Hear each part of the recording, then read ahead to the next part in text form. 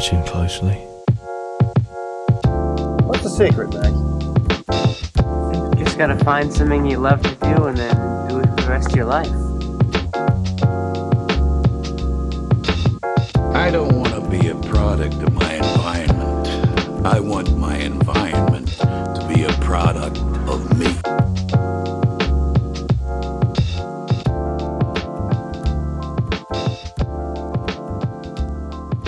Hello, and welcome to The Establishing Shot, a podcast where we do deep dives into directors and their filmographies.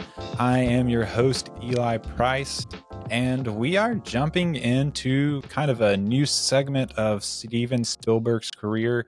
We wrapped up our early Spielberg series, and we're just going to jump right into his mid-career. So I think it'll just end up being a long Spielberg series. I had originally thought maybe I'll just cover his early movies and then move on to another director before coming back. But I've got the Spielberg momentum, so let's just keep going. So keep it going. Let's ride.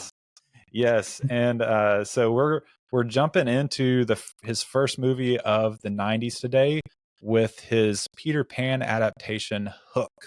So 1991, Hook came out the same year I was born. So I don't know if that dates me or whatever. You can do the math. But that wonderful voice you have already heard is my guest for today. First time guest, Colby. I should have asked how exactly to say your last name. I'm going to say, do you say Ewert or Ewert? I say Ewert. Okay, so you got it first try. Yeah, first try. All right, sweet. Absolutely. Colby Ewert, awesome. Colby is, I call him a friend, but we've only met in person for 5 minutes one time. We are friends, though. We are friends. That is an accurate statement. Yeah, Colby and I kind of met through mutual friends through fantasy football leagues. So I know we're both kind of fantasy fun. Football junkies. I realized earlier I have a Chargers shirt on, and Colby's a Broncos fan. I promise that wasn't on purpose to mess with you. Come on now. I just picked shirts in the morning, and this happened to be the one I picked today. Maybe it was fate. It was fate. Made me choose this shirt. But I love it. it. Colby and I do a lot of our talk is trash talk to each other. Yes. And so trading too, because this is what happens. I'll ask Eli to trade, and he'll say no usually, and then I'm like, okay, but actually, how can we get this deal done? Then we'll talk about it for a week, and then get a deal done. Yeah. So that's a lot of mine and Colby's friendship is talking about fantasy football trades and arguing over players and stuff. So, but yeah, it's been fun to get to know Colby, I guess, virtually in our fantasy football leagues. But yeah, I'm excited to have him on the podcast to talk movies today. But before we do that, Colby, do you want to just share a little bit about yourself, maybe what you do, some things that you love? Just share a little bit of that. Yeah, so my name is Colby. I'm from Louisiana, Bossier City, that is. I'm currently in Charlottesville, Virginia. So I moved here 2 years ago, and now I'm in medical sales up here. Cool. It's been good. Been doing it for about a year and a half, or year and 2 months. Almost said a year and a half, but that's not true. It's a year or 2 months ish, and so yeah, it's been good. So, yeah, I love movies. I enjoy watching movies. I would not call myself a cinephile, though. That's fair. I just don't think I am. I'm a big Disney guy, so Disney movies are some of my favorites. Yeah. So, I'm just a big Disney guy in general. I like going to the parks, and so massive sports fan as well. Love the Broncos. Big Broncos fan, Nuggets fan, Yankees. So kind of I didn't know you were a Yankees fan. That's interesting. I know I am a Yankees fan. Yeah, very interesting. Grew up a Cardinals fan, though. Made the switch. I have to shout them. Yeah, I do have to shout them out because I don't want to be called out because it is true. I grew up a Cardinals fan. It's a deep dark secret at this point. Yeah. Yeah, but you are definitely like a Disney aficionado, I guess you would say. Yes, Not for just sure. not just like movies, but like the parks and stuff too, Yeah. right? The parks is really what I'm more interested in. Like I'm a Mm. Disney parks enthusiast for sure. I Cool. love it. Yeah. Love all the parks. Yeah. And you used to even do a little podcast. People can probably go back and Yeah. find that if they want. It's not going right now, but Mhm. if they're interested in hearing like the old takes on the Yeah. Disney parks, Still up. they're out there. It's the Rope Droppers. Is that what it was called? Yeah. Rope Droppers. Great podcast. Miss it. I miss it. Yeah. Well, people can go look at those if they want to. They want to hear They some should. Disney parks takes. And we'll make sure to let Colby drop his like Instagram and whatnot at the end, so you can. Because every once in a while I see Colby posting some like stuff about Disney pins and stuff on his Instagram. If you're interested in that, you can. I think I see some back there on your wall. Is that what that is?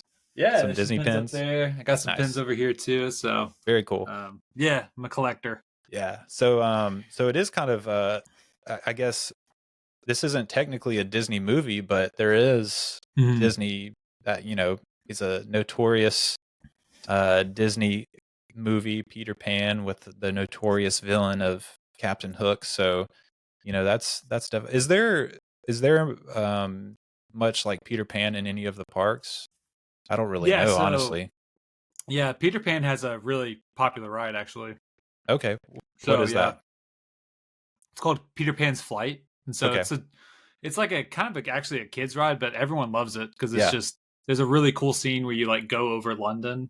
Gotcha. They do it really, really well. It's cool. It's just a cool ride. Yeah, that's cool. Sweet. Yeah. So what? I guess moving into movies, what do you remember like your first Spielberg experience?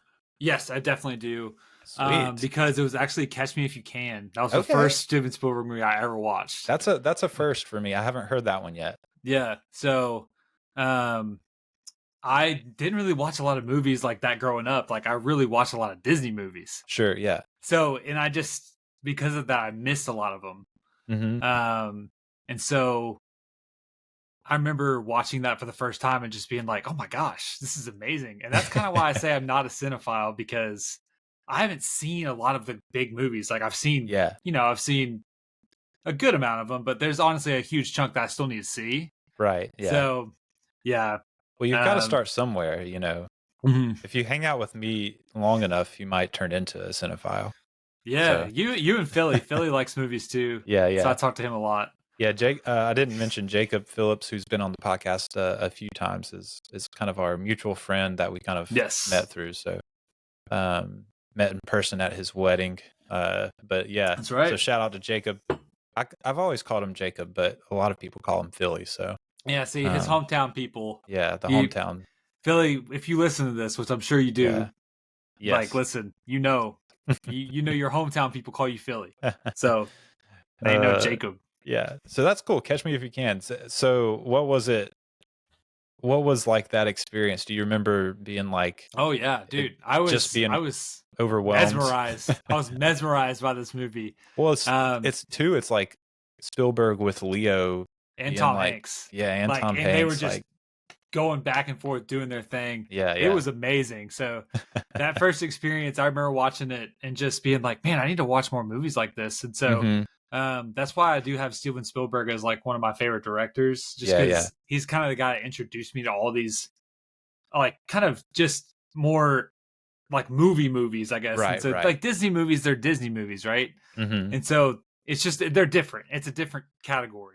Yeah, to me, it's funny. I would say like Spielberg's a good like I guess I like to use the metaphor of like a gateway drug. He's like a good gateway drug into getting into movies, because especially if you grow up watching Indiana Disney. Jones too. Yeah, if you grow up watching like Disney and Pixar movies and stuff like that, Spielberg has that feel, like that adventurous feel in a lot of his movies. Yeah, and so it's good transition, I think. Probably. What are some of your favorite Spielberg? Catch Me If You Can. I'm guessing is probably one of them. Definitely is probably number one. Honestly, cool. And he did the Indiana Jones movie, right? He did the first 4 of them. Yeah. Okay, cool. So like pretty much all of those. I love all those. Yeah. Those are fire. Yeah. I just get confused on who does what, but yeah, the one that came out last year, was it 23 or yeah, I think it was 2023. That was the Kingdom of Destiny one. Yeah, Dial of Destiny. Yeah, that was Dial of Destiny, that was not like Spielberg. But he produced it still, but he didn't direct it. Oh, I like E.T. and I like Jaws. Yeah. We watched Jaws one time and it was really good. Yeah. So Jaws there's and like E.T. those are older one toads. Jaws and E.T. I think are like my top 2 probably. But yeah. Well, that's cool. Well, today we're talking about one that you hadn't seen. As far as I think that's what you told me. You had never seen it before. No, the first time I saw it was like a few hours ago. Yeah, that's awesome. So it's really fresh. Yeah, super fresh. We're gonna be talking about Spielberg's Hook from 1991, and so I know for me, this came out the year I was born. And I know I'm fairly certain I probably saw it as a kid, but I don't have like strong memories of it. So it was kind of like watching it for the first time when I watched it earlier this week. And so a lot of people my age have like a ton of nostalgia attached to this movie. And sometimes nostalgia can like override, like if a movie's like not the actual movie. yeah, not really that great, you can still like really super love it a ton just because of the nostalgia attack. Like I think the prequel Star Wars movies are like that for me. Like I can watch them objectively and be like, they're not that great, Bro, but those movies are love awesome. them. But I love them, same. I love those movies. And so I don't really have that with Hook though. So it was interesting to jump into it, knowing that so many people like around my age like just love it and have so much nostalgia for it, and me just not having that. It just was a movie that wasn't like a huge part of my childhood. But yeah, let's jump in. We can kind of share more of our thoughts on the movie later on, but let's start at the beginning, because it's probably not a surprise that Steven Spielberg was obsessed with the character of Peter Pan since his childhood. He has like, you can see themes kind of borrowed from that Peter Pan story kind of sprinkled throughout his career. You've got like fear of aging, desire for eternal youth. You've got like not wanting to lose your way when you become an adult. Like that's like basically you almost in every Spielberg movie you have a little bit of that stuff. So right, especially to this point in his career, most of his movies have that. And so in the early 80s, Spielberg actually almost adapted the Peter Pan story. It was going to be more like true adaptation of the original like play that J.M. Barrie had written. It's because it was written as a play, and then he wrote it as like a little novel too. And so he was going to adapt the play. It was going to have more song and dance, and Michael Jackson was going to be the lead. No way. Yeah. No, that would have been cool. I know. I was like, man, I really almost wish we would have gotten that one instead. That would have been super interesting. But his son Max was born around that time, and he decided he didn't want to be like going to London and back a ton. And so he kind of dropped the project, and Michael Jackson was like a huge Peter Pan fan, and was like really upset when he dropped the project, and kind of had a falling out with Spielberg. Oh, and, wow. Yeah, so that we didn't get the Peter Pan with Michael Jackson Steven Spielberg movie, which is unfortunate. That would have been nice to have. This movie, Hook, the idea originated with Jim V. Hart, who was the original screenwriter for it. His 3-year-old son was like drawing some Peter Pan and Captain Hook, and was kind of like talking with him about like, well, what if Hook survived like the crocodile attack, and what if Peter Pan grew up and Hart was kind of like just hearing these questions from his son and was like, man, these are like really interesting ideas. And he had really kind of wanted to adapt the story already, but he didn't want to do like a remake. And so really like his son's questions kind of sparked the story. And he kind of started coming up with the concept of Peter being like in his 40s and working like on Wall Street, which he kind of like saw as like modern day piracy, which is pretty funny. But also reasonable. Yeah, and also not too far off. Yeah, no, for real. So TriStar Pictures decided to develop the story. I guess he sent them the idea or like a pitch for it. They wanted to develop it. They appointed a guy named Nick Castle to direct it. I think his most popular movie that he had done up to that point was called The Last Starfighter from 1984, which I've never seen. Don't really know anything about it. But that's who they chose. But then in 1989, Columbia was acquired by Sony.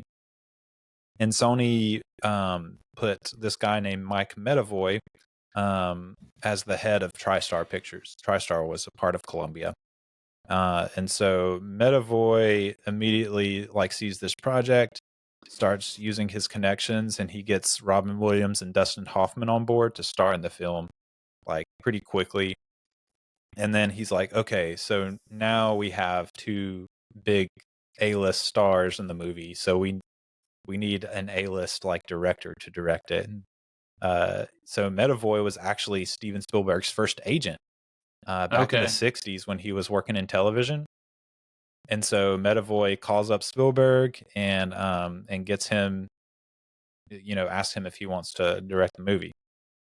So yes, it's an interesting point in Spielberg's career. He's had a few, like, other than The Last Crusade, which came out in 89 and was a big hit because it's an Indiana Jones movies. A lot of his like movies that weren't attached to that franchise were kind of like going downhill. He hadn't had a whole lot of like success.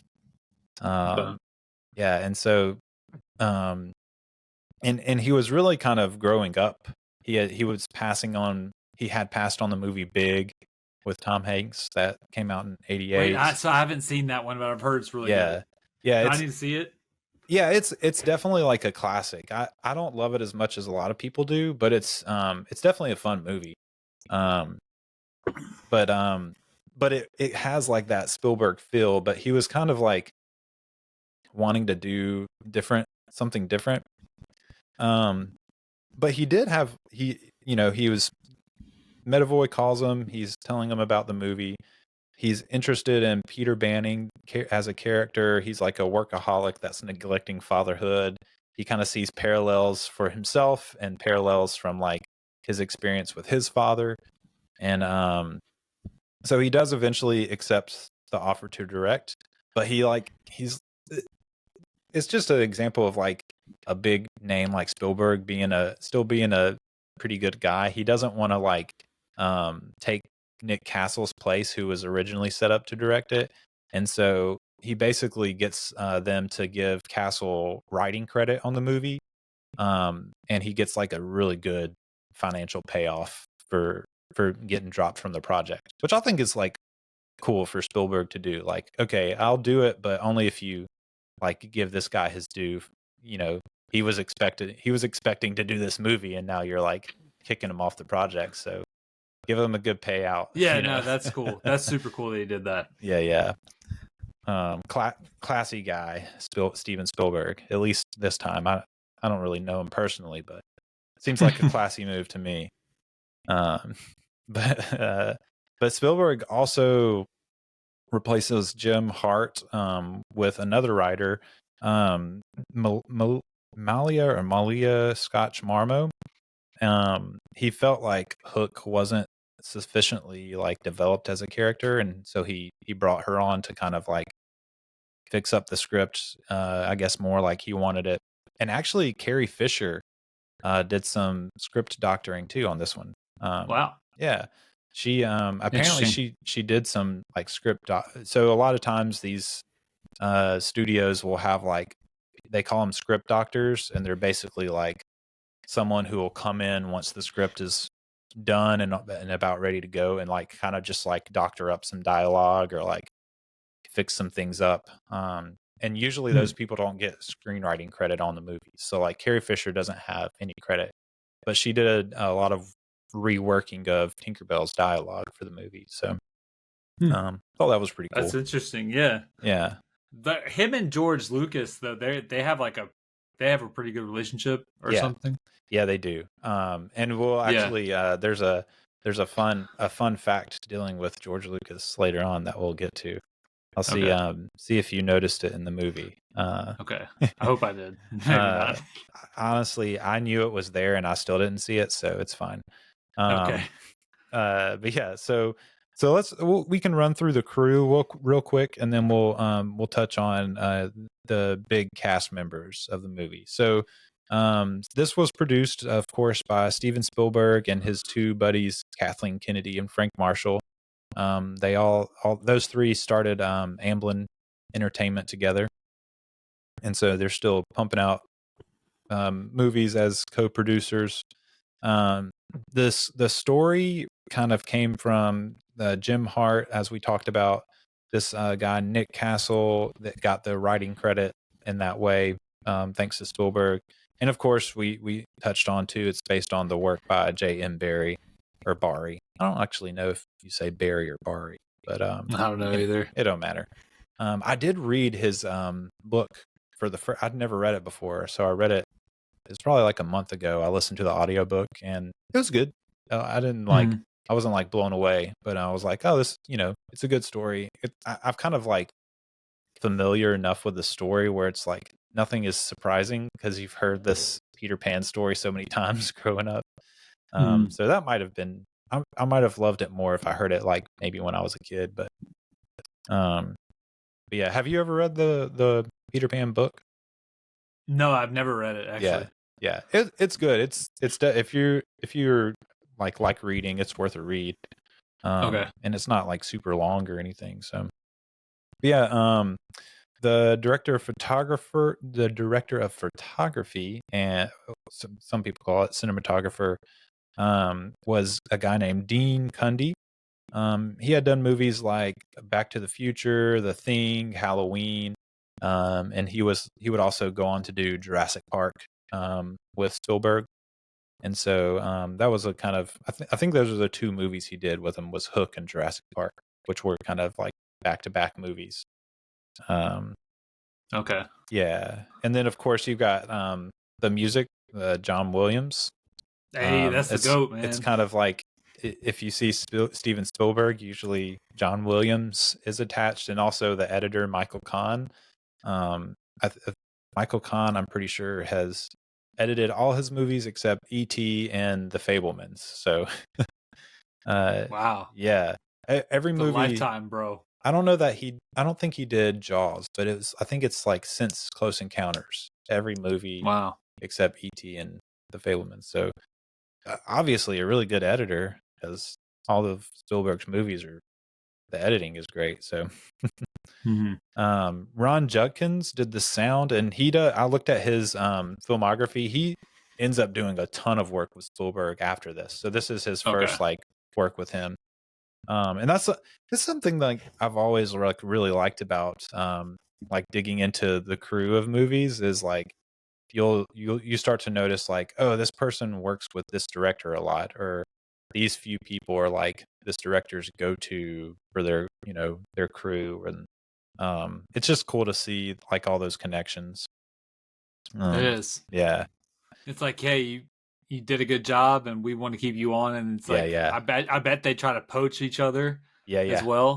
Yeah. Like directors will. Oh yeah, for sure. I mean, they're all the time, like in my research, I'll see like, oh yeah, this person, Spielberg hired this person because Scorsese was like, hey, this guy was good in this movie or whatever. So that's for sure going on.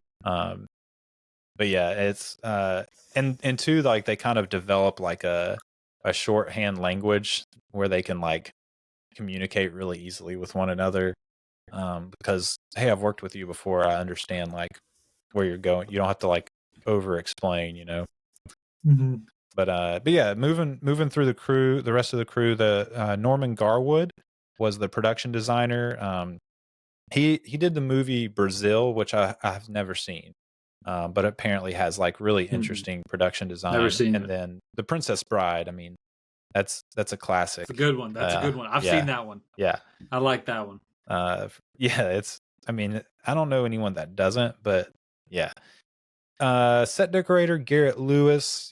He had done a little bit of work. I thought it was interesting. He had just done Pretty Woman, which had Julia Roberts. So I don't know if she's like recommended him or what, but special effects was a guy named Michael Lantieri.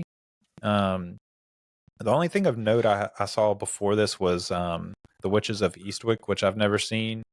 It's a George Miller movie, so I don't know.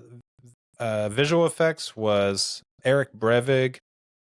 He does a lot of good stuff. Men in Black, Signs, Total Recall.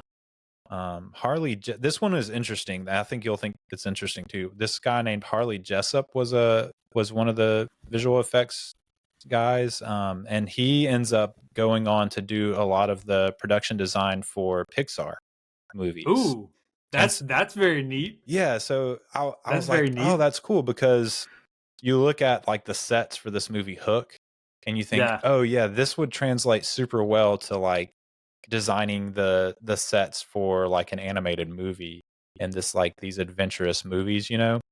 Yeah.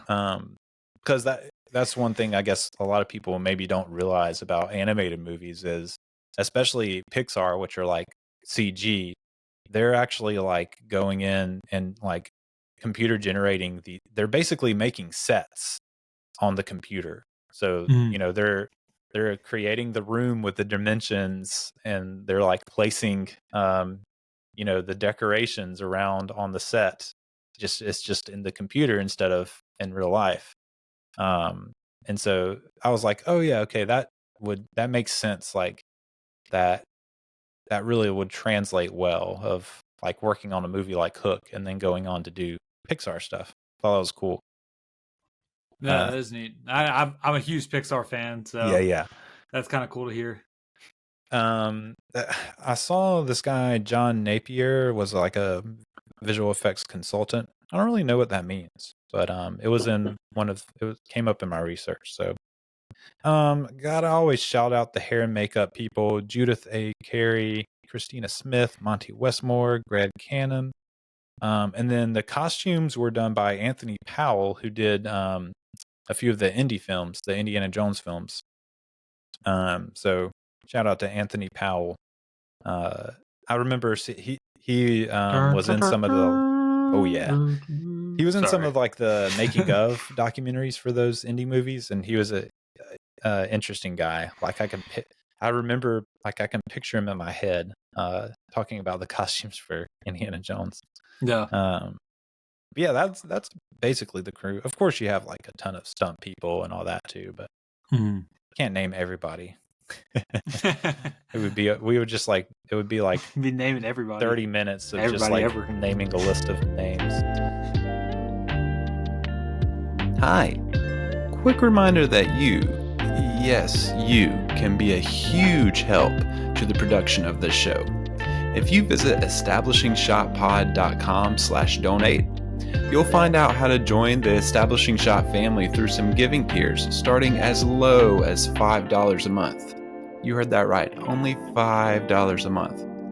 And not only will you be helping me keep the show going, but you'll also get some perks yourself, like early and ad-free episodes, bonus episodes, access to a Discord server where we can chat it up about the show and movies in general, and more. Might even let you choose a movie for me to review for the show. Check out that link in the show notes to learn more. Back to the show. Yeah, the cast, of course, Robin Williams as Peter Banning / Peter Pan. Robin Williams, I thought it was funny. He had like misgivings about the character being a good match for Hoffman's performance. He like found out that he was going to be working with Dustin Hoffman. He was like, I don't know about, I don't know if like I'll be a good match. And it was actually Bob Hoskins, who plays Smee, that convinced him. He's like, no, you definitely should do it. It's going to be good. So I'm glad old Hoskins. I like to hear that. Yeah. Shout out to Hoskins. Yeah. Shout out to old Bobby. Because Robin Williams is perfect in this. Yeah. In this as Peter Pan to me. Yeah. And we'll probably definitely talk about it. I think he's talk about it more later. I think he's much better like when he's in Peter Pan mode than he is when he's like in Peter Banning mode. Yeah. And I think can see that. I like it though. No, I like it too. I think at this point in his career though, he was still in his like crazy phase. Like he wasn't doing a whole lot of like serious roles yet. And so I think he was, and then like I watched some of like the behind the scenes stuff, and he's just like you can tell he's just like a ball of energy, tons of fun to have on set. And it's just like, you know, you have a bunch of kids on set too, so they just like feed his like wildness and energy. It's fun to watch. But yeah, Dustin Hoffman is Captain Hook, of course, which I think is interesting. I when I was watching the movie, I kept thinking, man, he's reminding me of like a Tim Curry performance.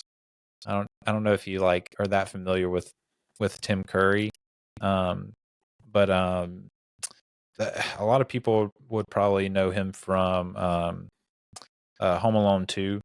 He's the Wait, who is he in Home Alone 2? He's the like main hotel guy.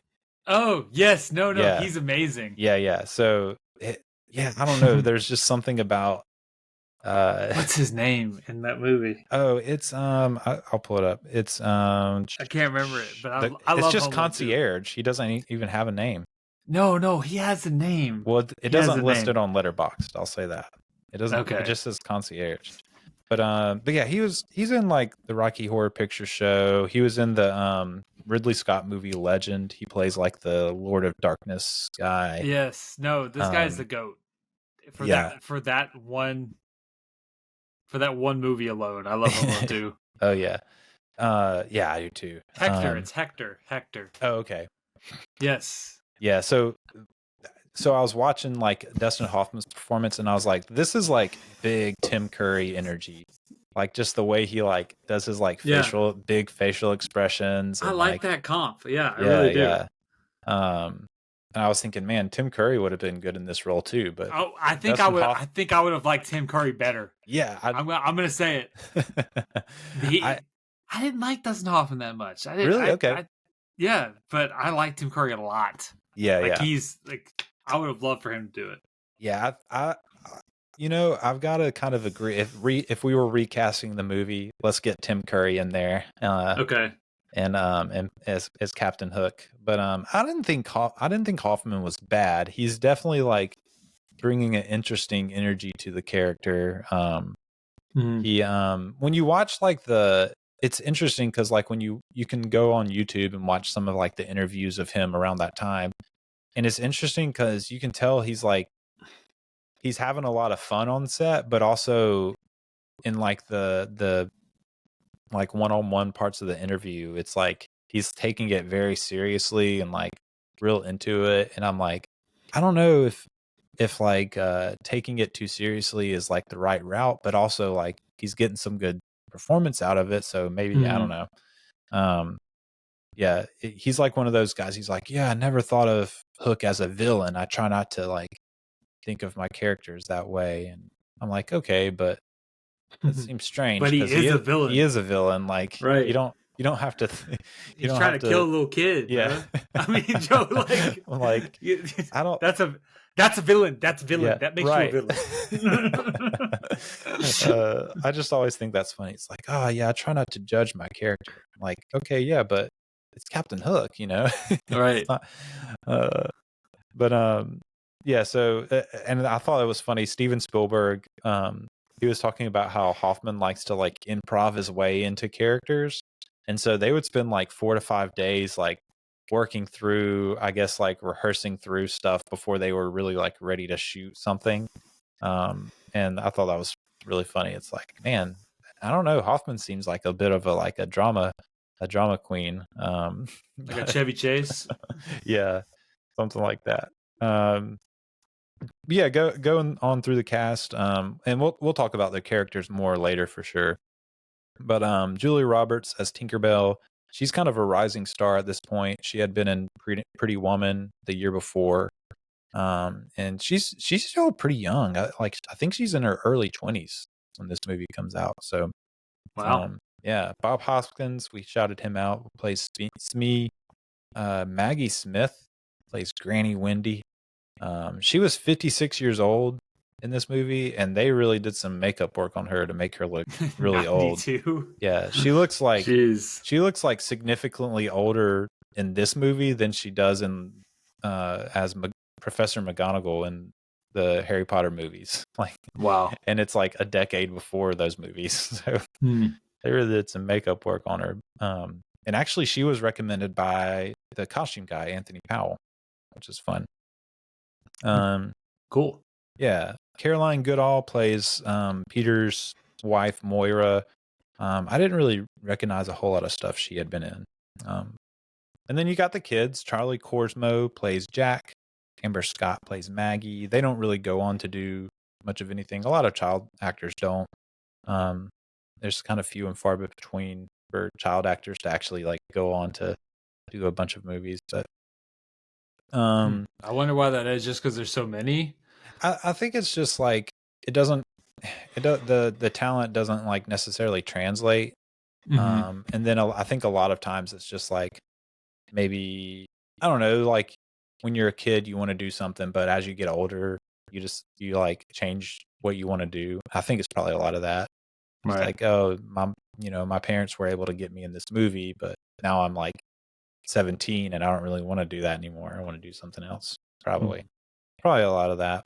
But Dad, I want to play fantasy football now. Yeah. I want to be a fantasy football I guess better gambler. Yeah. The rest of the cast is really just kind of like a bunch of side characters. I'll name a few of like the Lost Boys. You got bro, you got to name Thud. Dante Basco as Rufio, and oh yeah, I mean this guy Roshan Hammond bringing the thud butt energy, like oh my goodness, like my man thud butt rolling down the stairs. Yeah, that was legendary. Also, he gets the sword. He's like Peter Pan. Like, yeah, that was a crazy part of the movie. I don't know, dude. I'm just imagining like the thud ball rolling down the stairs with the Peter Pan sword. It's like even more deadly. I know. That was one of my favorite parts of the movie when Thudbutt turns into a ball and like bowls some pirates. It was great. It was great. And I love how the pirates just like absolutely took it like they could not get up again. Yeah. I mean, it's the thud ball, bro. You can't get back up after that. No, hey, you're right. Oh man. Yeah, you can. I'm not gonna name all the Lost Boys because there's a lot there. So I was asking my wife because she watched this with me earlier in the week. I was like, there were not that many Lost Boys in like the Disney Peter Pan. There's just like the main crew. Am I right? Like there's not like 30. I think so. There's like 4 or 5. Yeah, it's a countable number. Like you can count them on your hands. There's not like 40 Lost Boys running around. Like there's a lot in this movie though. Cubby is one. Okay. I'm trying to think of the other ones. I think Toodles was one. So he's an old man in this movie, and I'm pretty sure Toodles is one of the original ones. I think that's how it's supposed to play in this movie. As like, oh yeah, Toodles came to the real world too, and is an old man now. But yeah, lots of Lost Boys. Here's some like fun facts, people in the movie that I think will be fun. So Gwyneth Paltrow plays the young Wendy. She was Spielberg's goddaughter, so that's kind of her connection to get in. And this is where it gets really fun. Phil Collins plays a Scotland Yard Inspector Good. Okay, I did not know that. Yeah, I didn't notice really any of these, so it's fine. Wait, what? Jimmy Buffett's in this movie? Yeah, there's a shoe stealing pirate, and that's Jimmy Buffett. Oh my gosh, I would have never known this. Yeah, just Google it later. Just Google Jimmy Buffett and Hook. David Crosby of Crosby, Stills and Nash is the pirate that gets hit in the crotch during the battle. Glenn Close is in this movie. Glenn Close. So no, okay, bro. You need to Google right now. Go ahead and just Google. If you're listening, also Google along with Colby Glenn Close in Hook, because she is in complete disguise as the pirate that Hook gets thrown into a chest with the scorpions. If you remember that pirate, gosh, that's yes. Glenn Close. And how? Totally that's unrecognizable. So no, that's unrecognizable. Like if you see a side by side, you can kind of see the face structure. Like you're like, okay, I see how it is Glenn Close. But like if you just see the pirate by himself / herself, it's like, yeah, you would never guess that was Glenn Close. I thought that was really fun. I see the Phil Collins now. Yeah. Mm-hmm. Yeah. Yep, that's him. He's I can see it if I would have known it was Phil Collins beforehand. Right. Not if I. Yeah. Yeah. Jimmy Buffett and David Crosby, I don't know that I would have recognized. But yeah, the last fun cameo is there's a point where I think it's towards the end. There's a couple that's kissing on a bridge, and they get some Tinkerbell fairy dust sprinkled on them, and they start floating. That's George Lucas and Carrie Fisher. Okay, hold on. Kissing on the bridge. You Googling that one too? I got to. Yeah. I knew it was in the movie, but I forgot to look for it while I was watching, so I didn't notice. My wife said she did, so, but I didn't. Are you seeing it? Yeah, I've seen it now. Yeah. So those are some fun cameos. That is fun. Yeah, I was blown away by the Glenn Close one. You really if you're listening and you haven't Googled it yet, go ahead and hit pause. Please, yes, go Google that right now. It's insane. Yeah. But yeah, so that's the cast. It's a fun cast. Yeah, so they finally get to production. They start. This was something that I've just been so like thrown by doing these Spielberg movies is like his movies will be like filmed early in the year or like in the middle of the year, and then they'll come out in like December or the summer, and I'm like, movies do not turn around that fast anymore. Yeah. So they take forever now. Yeah. I feel like they filmed this from February to August in 1991, and it comes out in December. So I mean, it's just like, what? Yeah, bro, that's really fast. I feel like I know. They just don't do it like that anymore. It's wild. Why is that? I don't know. I don't know if it's like there's just a lot more like moving parts as far as like studios and marketing and distribution. I guess there's just like more moving parts between all that stuff now. Build up the movie more. That's probably part of it. It's like there's probably like some best practices for marketing. But there's also like, we want to get someone who's going to distribute it the way that we want it to be distributed. Because most of the time the studio that produces the movie isn't the one that distributes it. It's like another, usually company that some studios do their own distribution, but a lot of them don't. And so I think it's just that. I think it's just like there's so many like moving parts. I think that there's a lot of stuff shot on digital now, and you would think that would make things easier than shooting on film, but also you have to think about like things were shot on film, and editing is like maybe a more intricate process, like cutting and splicing together like physical film, but also like shooting on digital, you can just shoot and shoot and shoot. On film, they had to be conservative with like their shooting because you only have so much film, like it runs out. Whereas digital, like you have so much like footage to go through and edit together. And so that probably the editing process is probably actually like longer than it used to be. Now that you would think it would be the opposite, but it's just so much footage to go through with that digital footage that most stuff is shot on now. So, yeah, I think it's just like a combination of all that kind of stuff. And yeah, it's interesting. Marketing is probably a big part of it, but yeah, this one really quick turnaround. They started filming in February of 1991. So they started filming before I was born, and they finished after I was born. So there you go. There we go. It was shot pretty much entirely at Culver Studios in Los Angeles. The only thing that was shot like out of studio and on location was the baseball game scenes. It was like at a local park down the road, I guess, from the studios. I like that part. Yeah. It really made me sad. Like, yeah. Like, what the heck? Yeah. It doesn't hold anything back with that one. He just shows up and there's just nobody there. Nobody there, yeah. Good job, Peter. Yeah. So here's the part that I think is the best part of the movie as far as like it being made is the production. The production design is just like really good in this movie.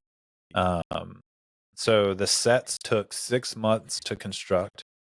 They covered 9 total sound stages at Culver Studios. So that's so interesting. I mean, the sets were breathtaking. Yeah, really, they really were. So on stage 27, which is where the Wizard of Oz was, the set for the Wizard of Oz was constructed. They reconstructed the pirate layer and a full-size version of Hook's galleon ship. It was 170 feet long, 35 feet wide, and 70 feet high, which is just crazy. I think the pirate section was like the biggest set. It was gorgeous, bro. Yeah, like it was just so immersive. Yeah, like it does. It actually feels like something that you might see at Disney World or Disneyland. Yeah, no, totally. Yeah, and that like because like I said before, I don't really remember a whole lot about the movie from when I saw it as a kid, and so like when I saw it now earlier this week, I was like, man, this is really incredible. Incredible sets. The other big one was they built like a like real actual size Lost Boys playground. So like the big set where, it's the Lost Boys like swinging around and running around and riding the little, what is that? It's like a skateboard cell with a cell on it. It's one of those things where but it's like on a track. The physics of it don't make a lot of sense. Why does it need a cell if it's on a track? Right. Yeah. Nothing really makes sense with it, but it's cool. Yeah, it is. So yeah, exactly. It's all, they have a basketball goal. They've got everything. They've got a half pipe. It's really incredible.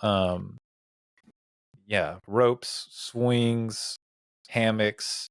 It really has it all. But that was the other like really big set, I think, was the Lost Boys. I don't know what you call it. I think my research, the book I used called it the Lost Boys Playground, which I think is fun. Yeah, no, I think that's perfect.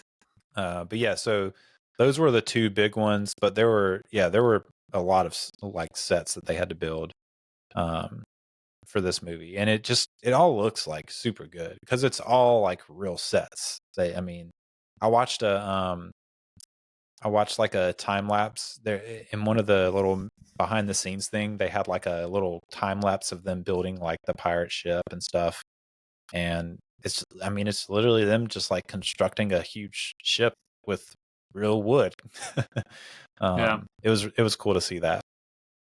But yeah, the production designer Norman Garwood just had like, he was on his game. Like he was killing it. Yeah. That's your fantasy RB1. Yeah. Overall, that's your Christian McCaffrey. Round 1 pick for production design. Right. Is at least in the early 90s, Norman Garwood. Right. Yeah. Yeah, Dustin Hoffman was like in his interview, he was like going on and on about how like magical and awesome the sets were. And I can imagine like it's probably really energizing to be on a real set that's like actual size that looks that good. You know, it just like It's got puts to be you, motivating. yeah, it puts you like in it, like you're 100%. in the middle of it. Which yeah, really cool. So for Tinkerbell, they built oversized sets. So like when she's like in the dollhouse, that's an actual set just with like huge stuff, like huge tables and huge. There's whenever she's like at the table when they're at like the imaginary dinner table, she has like huge vegetables. Like I think at one point she's eating like a kernel of corn, and it's like they just built a huge corn cob for her to like sit there with. So it's like basically it's practical effects. They didn't like film her against a green screen and put her, they just like built huge oversized sets so it made her look tiny. Which I think is really fun. It really like CGI wasn't like used a whole lot at this point. It was around. It was like starting to get some more traction, but it wasn't like super like it wasn't used a ton yet. So I think Spielberg actually like changes that with Jurassic Park, which is we'll talk about in a couple weeks. But yeah, so yeah, it's interesting because Julia Roberts and Robin Williams, whenever they're acting against each other, actually like usually aren't acting against each other. They're just kind of acting alone. So they're like saying their lines, and then like Spielberg will like say the other person's line because they're not on the same set. They're not even on the same set. They're on different sets, filming those parts. And then I think for Tinkerbell on like on the shots where it's like the actual size, they like use this like glowing light that moved around. So even that was like a mostly practical effect that they used. So I thought that was cool. Robin Williams was talking about how like when Tinkerbell is like going around his head really fast, he actually like filmed it. He said they filmed it in slow-mo, and I had to talk like this and look around like she was going around my head. Yeah, what and he said, and then they sped it up to make it look like she was going super fast. It's interesting. Yeah, I thought that was funny. Yeah, it's a lot of fun stuff with this movie. Robin Williams and Dustin Hoffman spent months rehearsing their sword fight choreography. So they actually it felt like that was the longest fight. It was so long. It was. It really was. It's crazy. And they actually did like the vast majority of it themselves, which is really cool. Wow, that's amazing. Yeah, Robin Williams stunt double in one of the making of things I watched. But it's really hard to get like a DVD or Blu-ray that has like actual special features on it. And so I had to like find really bad versions of like the making of stuff on YouTube. But you can find it. But Williams stunt double was talking about how like he really only did like the very most physical stuff. He was saying like, Robin does like the vast majority of like the flying around on the cable rigs. He does the vast majority of his own like sword fighting and stuff. And so the stunt double really didn't have a ton of work to do, I guess. He does his own stunts. Yeah, I thought that was really cool. I was like, oh yeah, respect, Robin. And Williams was talking about how like flying around on the cable rigs was like kind of scary at first, but then like once you kind of get over that fear and you're like, okay, I'm not falling, I'm hooked into a cable. It's like, okay, I'm gonna do some flips and I'm gonna like swoop down. And he said it was a lot of fun flying around. But yeah, it's interesting. It seems like that last like big battle, I almost like would want to be a fly on the wall for like shooting all that stuff, because there is like, it's chaos. It's Totally. it's wild. It's like, wild. yeah, I wonder how they like got any like usable shots for that whole battle. Because for one thing, like you just have a ton of people running around fighting, but on top of that, like half of them are kids. And it's like, if if you have kids or have spent any time with kids, you know how difficult it is to like organize like 30 of them in any sort of way. No, that's impossible. Come on now, that's impossible. And so it's like, I don't know, there's a lot of people working on these movies, so I guess they have like a troop of people helping the kids like stay in line, but they would have to, or they're not going to get anything done. So I love kids, by the way, but they're just same. crazy. One of the special effects guys was talking about they had like, so there's the part where like all the Lost Boys like swing onto the ship, and he was saying they had like 32 lines that had them like coming onto the ship in different ways, like swinging down, swinging across, like pulling them from like below. Mm-hmm. So yeah, I always like love seeing and hearing that stuff, because it's so interesting, and it makes you like respect like both like the effects people but also just like Spielberg or whoever's directing those scenes. Like they have to like make sure they get the right shots, because you can only like throw a kid off with a rope like so many times. Like, right, you gotta get the shot right, right. To frame it up where it's a good shot and get those shots is always like super impressive to me. But as far as like cinematography and camera work goes, most I don't think this is like a standout movie for me as far as Spielberg goes. But it's like you watch it and you're like, okay, yeah, it's whoever. If you didn't know it was Spielberg, you like have watched enough movies, you're like, okay, yeah, whoever shot this movie is really good at with the camera.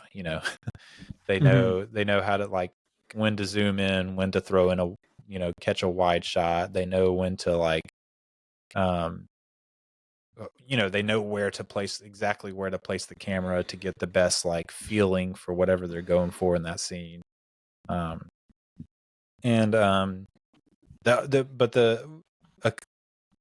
A couple of quibbles I did have was, I usually like point to the Indiana Jones films, because in those films you always have like a good sense of the geography. And what I mean by that is like you always have like a good sense of like where you are, if that makes sense. So like Indy may be running this way and you have like some other action going on over here, and they're like chasing each other maybe. And the way that Spielberg like works everything out, you always have a good sense of like where everyone is. And in this one, it's so chaotic, it's hard to keep track of like, so okay, chaotic, especially in the fight scenes. Yeah, going everywhere. It's going everywhere. And so that was one thing I was like, man, Spielberg had it. It's more just a case of like you've seen like the best, and so like when you see something that's like less than his best, you're like, oh man, he could do so much better than this. If that makes sense. And I saw a little bit of that in this with like, I don't know where I am or what's going on right now. I have no sense of like where I am in this world. Sometimes I kind of liked it though, because it added to the wonder of the movie. Maybe there is a bit of that. Maybe there is a bit of like purpose behind it, as like the chaos of the Lost Boys. Maybe you are supposed to feel a bit like out of place. Yeah. I mean, that's a good point. Maybe I'm just like nitpicking too much with that and not seeing the bigger picture. But yeah, the other thing that I thought was like not that great, and it's another case of like I've seen better, is I don't know if you're familiar with like using matte paintings when you're making a movie. So like when you don't have like an actual like background to film on, like these artists will do these huge matte paintings that that like go back in the background. I'm gonna And look this up while you explain it. yeah, so like when Peter arrives in Neverland, like he stands up on a cliff and you look out and you see like all of Neverland. And I just think it doesn't look that great. Like it looks like you're looking at a painting and you're not supposed to like that's not supposed to like stick out whenever you watch these movies with these matte paintings. It's supposed to like blend in really well. And it just like I think it was an instance of like it kind of took me out of the movie. And instead of like sucking me in more. I wasn't like, oh, now he's in Neverland. It's oh, it looks so cool. I was like, oh, that's a painting. You know what I mean? And so I was kind of disappointed with that. The best examples of matte paintings with Spielberg, I think, are like Temple of Doom. So in Temple of Doom, there was a lot of like cases where they couldn't get the actual like location they wanted, and so they would do matte paintings for the background to give like the feeling of them being on location, and it just looks so good in Temple of Doom. All of the matte paintings look really incredible, and like blend right into like the set that's in front of them. Yeah, I'm looking at some right now. Yeah. Wow. And so it's just a case of like, okay, I've seen him do it like top notch, and then like seeing it in this, it just felt a little like, man, it's a little lazy. I don't know. Okay, hey, I got you. But yeah, there's some of my nitpicks with the like cinematography for this one. Other than that, like I guess doing a compliment sandwich here. The transitions are like really fun. There's a lot of like fun, like he's like zooms in on a certain thing and then it like transitions to like something that shape to the next scene. There's like a lot of that, and I love those kind of transitions. They're really probably my favorite one. Just to touch on one really quick. Yeah. That I really liked. So when he's kind of like discovering that he's Peter Pan, like remembering it, and they're eating, and so like everybody else is eating, and he can't use his imagination, but he finally does, and he like the camera's on him, and then he shoots it like the mashed potatoes or whatever. Yeah. And so that moment, that switch was like a really, really good cool transition to me. Yeah, I enjoyed that a lot. Oh yeah, for sure. It had some shock factor, and also just like it was like, just good. Ooh. It's like all colorful and stuff. It was really fun. It really brought that whole scene to life, having the different colored like potatoes. Oh yeah. I thought that table scene was pretty good. Me too. It was it's probably my favorite scene, actually. There was some like weird dialogue. Like at one point, like I think Thudbutt says, "You're playing with us, Peter," and I was like, that sounded a little weird. I don't know why you wrote it that way. Right. But that's just the part of the movie. It's like they're Lost Boys. Man. I wouldn't have thought that as a kid, but like as an adult watching, I'm like, that sounds a little weird. But okay, we're rolling with it. The score is here's my thoughts on the score. It's like it's not super memorable, but it's just a solid like John Williams score. You know, I can't like remember any of like the melodies in my head, but like it's definitely like John Williams is doing his John Williams. This isn't thing. Home Alone, no, right? I mean, this is Home Alone's like so iconic. It's like it's not Home Alone. It's not Indiana Jones. It's not Jaws. Harry Potter. Right. Yeah. It's just not at that tier. Yeah. It's just I will say like one of my things with John Williams is sometimes with his scores he can be a little bit too forceful with the emotion, and I feel like that happens a little bit here. It's like he's trying to lead you to an emotion a little bit too hard. And I feel like that's a little bit here, but it wasn't anything where I was like, oh, this is bad. It's just kind of like, oh yeah, I can see like he's wanting me to feel like this is a really big moment because he's got these big swells going on or whatever. Right. He wants to evoke that emotion. Yeah. Sometimes it works though, like in E.T., like he does that same thing, but it works a lot better than it does in this one, I think. But yeah, I mean, it's hard to fairly compare E.T. and Hook, I guess. Hello again. Do you know how you can really support the show for free in just a few minutes or less? That's right. Just leave a rating and review on Spotify and Apple, or wherever you listen that might allow for ratings and reviews. These really help the visibility of the podcast. In fact, just hit that pause button right now and drop the review right now. And then you can get back to the show. I'd greatly appreciate it. Okay. I trust that you went and left that rating and review now. Back to the show. But yeah, so they're kind of wrapping up. It became clear at some point that they couldn't keep. They had like a 76-day shooting schedule, and they were not going to keep that. There was a ton of factors. Spielberg was taking his time. I have this quote. He said, "Every day I came on the set, I thought, is this thing flying out of control?" He just he didn't have a good, clear vision, and so he was really like taking his time and trying to like figure it out. And then Hoffman was like one of those like perfectionist actors.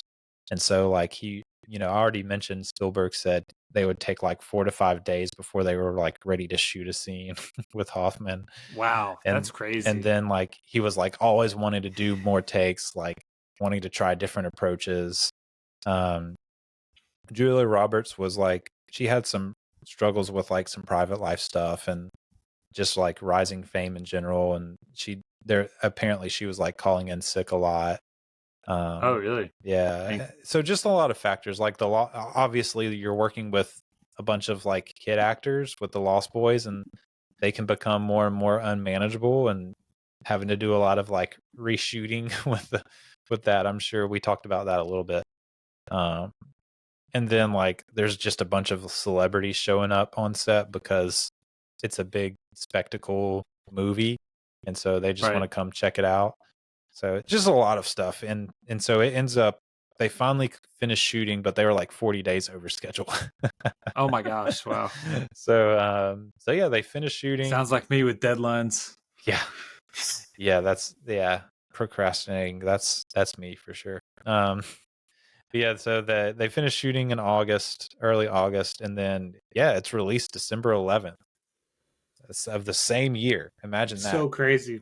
That's so crazy. Yeah. There was so at the time there were rumors that Sony was going to have trouble breaking even on this one. I think some critics had seen it, and we'll talk a little bit about that in a second, but not great reviews. It had a slow first week, but it really picked up, and then they released it internationally, and it ended up making a little over 300 million worldwide. So wow. Yeah, golly. It initially had a budget of 48 million, but it ended up I think costing it about 70. And I think the initial budget was based on the original like director and stuff, and then once you bring on like Robin Williams and Dustin Hoffman and Steven Spielberg, your budget's going to go up. So so yeah, it took them a while, I guess, to make their money, but they did make their money back and more for sure. Yeah, and then some, right? Yeah, so it definitely was a decent financial. It didn't make as much money as they were hoping or thinking it might make. And so I mean, when you have a Peter Pan adaptation directed by Steven Spielberg, you might can expect like, I don't know, 500, 600, 700 million, but yeah, 300 million still a good return. Yeah, it as far as reception goes, it was not received well by the press.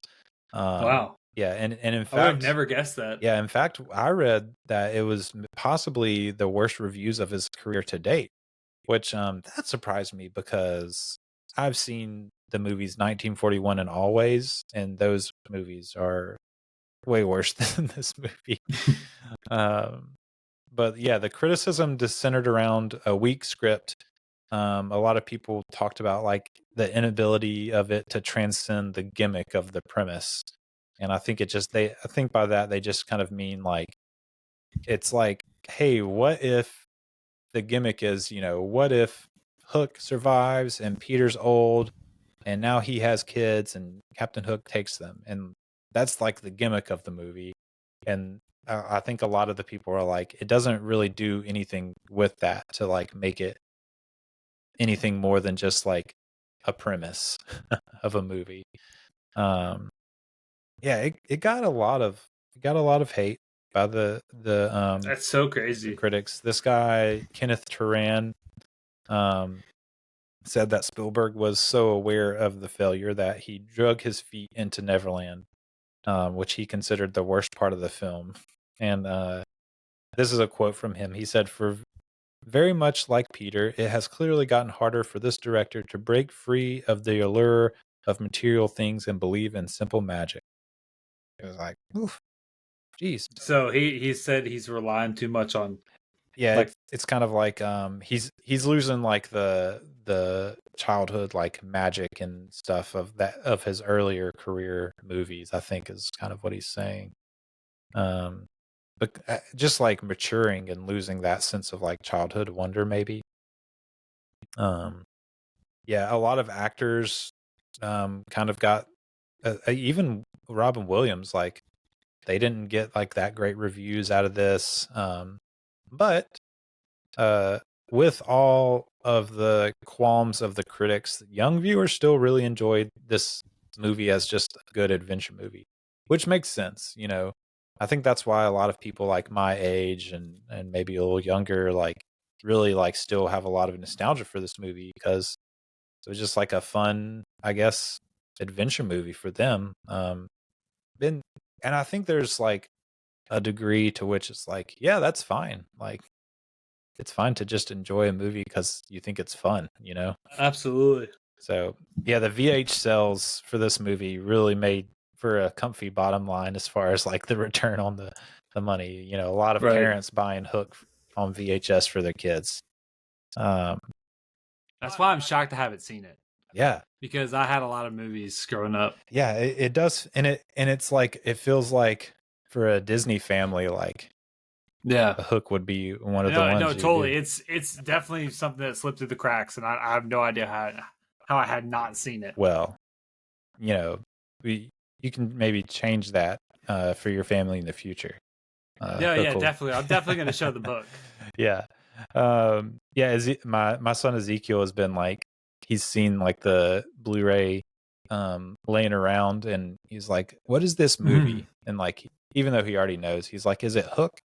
Like, yeah. And he's like interested in, he's a pirate and it's Peter Pan, and so he's like interested in it. And I'm like, "Oh, you're not quite old enough for this one yet. Maybe you can watch the old one, the Disney version first." Right, Disney one right now. Yeah. Yeah, this one did get some Oscar nominations. Oh, nice. So it got nominated. It got 5. It got nominated for art direction / set decoration, for costume design, for the visual effects, for the makeup, and then for original song, the song "When You're Alone," which I think is the one that what's the daughter's name? Maggie? Is that the daughter's name? I think that's the song she sings when all the pirates are like, "Oh, it's so wonderful." Yeah, but I don't even remember how that song goes. That's not a very memorable song for me. It's not, and it's only like, it doesn't even feel like a full song. It's only like, it's like 30 seconds, 4 or 5 lines. Yeah. But hey, it got nominated, so but yeah, it didn't win any of those, but it did get those 5 nominations. It was very lucrative for Spielberg, Williams, and Hoffman.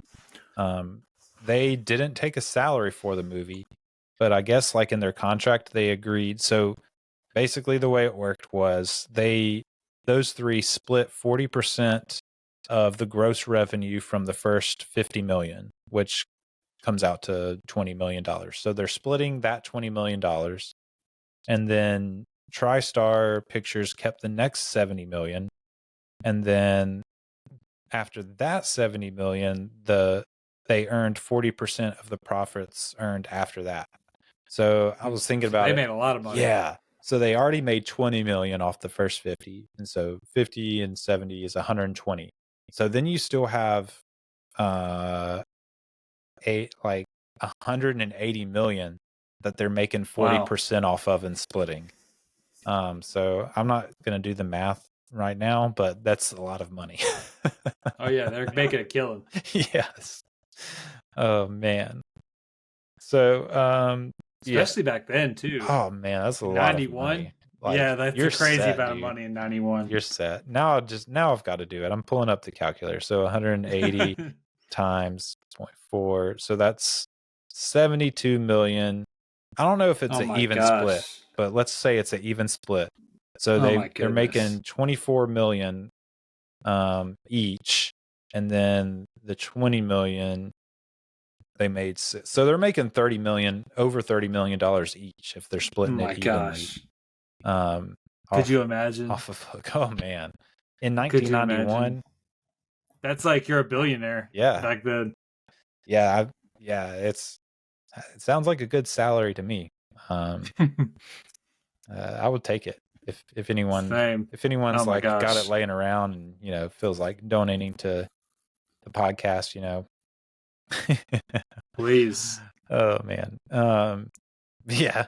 So that's that's the story of Hook and it being made and them coming out on the other side of bad criticism and making a lot of money. Yeah, let's move into some like key points of this movie. And I think you'll think this is interesting, Colby. So because it seems like you really enjoyed the movie. And I did, yeah. I really did like it. So the critics at the time didn't go for it, and despite his huge financial return, Steven Spielberg kind of was left with a bitter taste in his mouth himself. This is a quote from 2018, so almost 30 years later, in an interview. Spielberg said, quote, "I felt like a fish out of water. I didn't have confidence in the script. I didn't even know what I was doing, and I tried to paint over my insecurity with production value. The more insecure I felt about it, the bigger and more colorful the sets became." Unquote. And so Spielberg, like in hindsight, looking back on it, really feels like this movie was just like kind of a mess for him. He's like very insecure about it. And it kind of, I can't remember what. It seems like it was. So I have a couple of resources that I use, books that I use, and I think it was the Molly Haskell book, which is called Steven Spielberg: A Life in Film. And I think the way she put it was that instead of a crowning achievement, it felt like a point of no return. And so, if you've been following through the series, you kind of know that like Spielberg's been on a downturn of his career coming out of the 80s. And so like this kind of felt like the final like point in that kind of downturn. And he said, this is another thing he said about it. He said, quote, "I still don't like that movie. I'm hoping someday I'll see it again and perhaps like some of it." Dude, what the heck? That's so weird. Yeah. So Spielberg like looks back and like, I don't know. I guess like it's different. Like someone just watching the movie and then someone that's like a part of it and looking back on it. And like for him, it was an experience where he was never really sure exactly what he was trying to do. He wasn't confident in the script. He like pumped it full of production value, which honestly is probably like. So for me, I think the production value is probably the best part of the movie, like the sets and like the they like, did it right. They did everything right. Yeah. So that part, I think, that comes across. But yeah, he really like looks back and isn't sure what he thinks about it. You know what this reminds me of?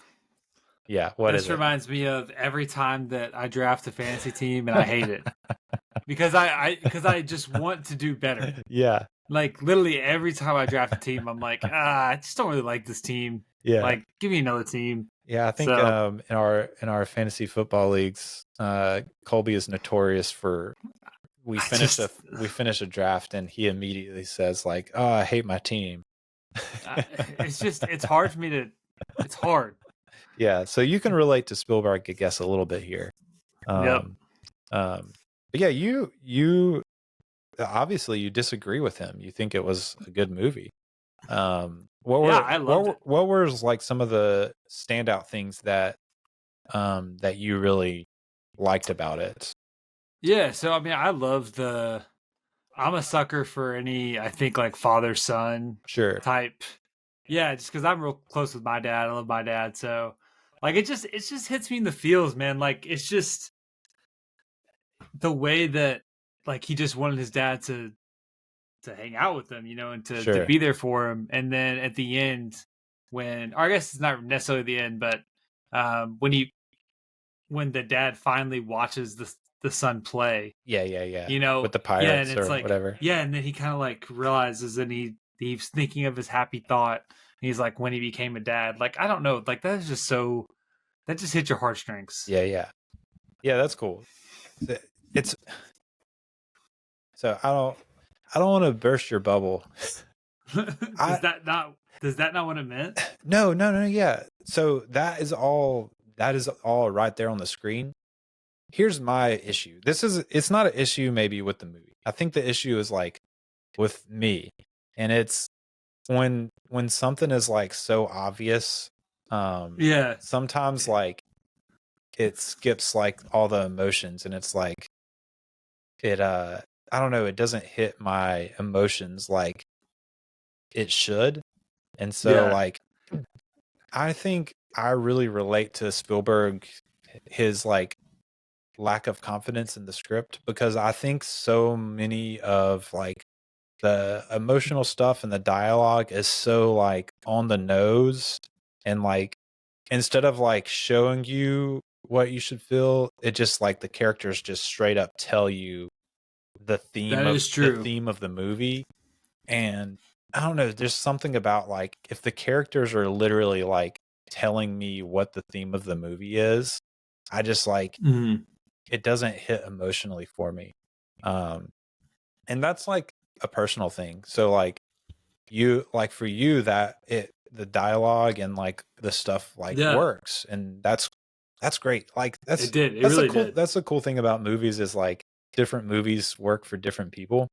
And so like when you I think this is when I'm not a cinephile comes in, because I Oh, yeah. I don't really think of stuff like that, but I see what you're saying when you're talking about like it's on the nose, because it is on the nose. Like you're right, they do kind of lay it all out there for you, and you're kind of picking it up pretty easily. So yeah, and it's not like the way you see it is wrong or the way I see it is wrong. It's just kind of like different perspectives. But but yeah, it's I don't know, and it's not like I'm thinking about that necessarily while I'm watching it. It's more like, okay, like why didn't this work for me? Like in hindsight, kind of thinking back, and I'm like, well, they kind of just like kept telling me exactly like the theme they're trying to like teach about or explore, and I'm like, I want to like figure that out with the characters, not have the characters like tell me explicitly what I'm supposed to think.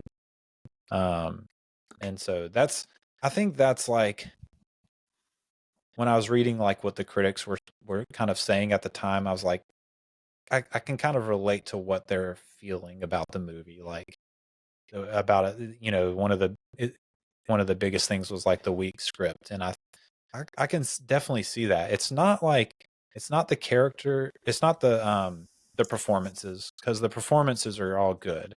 It's not the camera work, because all like the camera work is good. It's not the production, because like the sets are amazing. It's just like I don't know, the writing, I guess, is just off. It didn't work for me personally. So that I think that was my biggest like the downfall of the movie for me was like, I don't know, I just didn't like the way it was written, I guess. So I was disappointed because I really wanted to like love this movie, and it just kind of like ended up coming out like kind of a middling movie for me. Like I didn't think it was bad, but I didn't think it was like fantastic. So when you texted me earlier and you're like, "Oh, I'm excited! I really love this," I was like, "Okay, sweet. At least one of us is gonna like fight for this movie." I did like it. I yeah. really did. Yeah. So, let's do this. Let's so some of the Spielberg, I like to hit on like Spielberg distinctives, and I guess Okay. so those are like things that like I keep seeing over and over again in Spielberg movies. Spielberg loves silhouettes. That dude, he loves having a good silhouette. Probably like the Indiana Jones ones are the most iconic. Yeah, definitely. But That's soon as you said it, that's where my mind went. yes, exactly. But if you watch enough Steven Spielberg movies, you're gonna see a silhouette somewhere in the movie of a character. So like in this one, like Toodles, or it's either Toodles or Peter. Like the windows open. I think it's Toodles when their Hook is coming to get the kids, and there's like the green glow. Yeah, I think so. He like runs in there, and his silhouette is up against the thing. Another thing that Spielberg always does is he does this really cool thing, and I look for it. I've started looking. I noticed it in his first couple of movies, and so like I've been looking for it in every movie since. And I don't think there's a single movie where he doesn't do it. He'll like have the camera pointed up, and instead of like, it's this technique where instead of like zooming in on a character's face for a close up, the character will like actually like step into the frame, and they'll be like up close to the camera. So they're kind of like stepping into a close up, if that makes sense. And I think it's a really cool way of like showing like where you are, and then having the character like step into the camera and already be in close up. I just really like it. So it's like a Spielberg thing that I look for in all of his movies. And then there's a lot of shadow stuff. Like, so one of the most probably notorious shadow shots Spielberg does is The Color Purple. It's like it's on the poster for the movie. And so Peter Pan just like makes for, I mean, the shadows is a part of the story. And so it was fun to see him use like the shadows in this movie for Peter Pan. So I'll say this. Probably my favorite shot of the movie deals with shadows. And it's part of the sword fight at the end, and there's this like kind of shot looking up. It's like the Lost Boys are over here on the side, and it's a shot like looking up at the wall, and you see like the shadow of Peter Pan and Hook fighting up huge on the wall, and then that is a cool scene. And then they move into the frame fighting, like not shadows, but like their actual selves. I just really thought that was like, it happened, and it was one of those where like I was like, oh, that was cool. you know, you see their shadows. That whole fight scene is really cool. Just all of it. It's fun to watch. Yeah, it's really well choreographed. I was surprised by how like good it looked and how fun it was, and that was like my favorite part of it. Well, that was my favorite, like, you know, if just like really cool shots. Yeah, was there any like shots or like images that like stick out in your head from the movie, like that you saw and you're like, oh, that was really cool, or that was really fun, or anything like that? I liked their home, actually. Yeah. The Lost Boys home. No, not the Lost Boys. I like their home too, but even like the London home. The home. Yeah, the London home. So I just like that style of building. Yeah. And then like the inside, it's like, I guess Victorian, maybe you could say. Sure. And just I love the kids' rooms, and it's like, it just reminded me of I don't know, just like that's how like even like my Mimi's place would look sometimes. Sure. And so it's like it's just stuff like that. Yeah. Kind of like made you nostalgic, I guess, like in a way. Yeah, definitely a little nostalgic. Yeah. So I like those sets too. Yeah, that's cool.